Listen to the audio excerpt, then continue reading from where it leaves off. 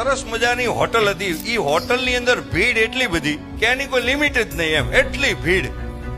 પણ ઈ ભીડની અંદર એક એવો વ્યક્તિ કે બિલ આપ્યા વગર વયો જાય। એમાં મેનેજરને ખબર કે આ 6 મહિનાથી બિલ નથી દેતું।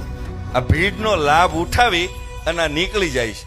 એને શેઠને વાત કરી કે શેઠ, તમને એક વાત કહું, તમને ખબર છે કે આ 6 મહિનાથી એક જણો આપણને બિલ દીધા વગર વયો જાય, છાનો મુનો વયો જાય, તમને ખબર? એમાં બરાબર બધા જમવા રેસ્ટોરન્ટમાં આવ્યા। એમાં એ ધીમેકથી ભાઈ જમી અને ઊભો થઈને ધીમેકથી નીકળતો હતો। ત્યાં શેઠે કીધું ઓલા મેનેજરને, અહીંયા ઓલા ભાઈની જ વાત કરશ ને?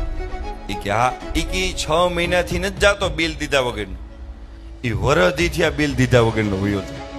એ કે તો તમને ખબર છે તો તમે એને કઈ કેમ કહેતા નથી? એ કે ઈ જ્યારે જમવા આવતો હોય છે ત્યારે ઈ ઘરેથી પ્રાર્થના કરીને આવતો હોય છે કે હે ભગવાન, આની દુકાનમાં કાયમ ભીડ રાખજો જેથી કરીને હું બિલ દીધા વગરનો નીકળી જાઉં।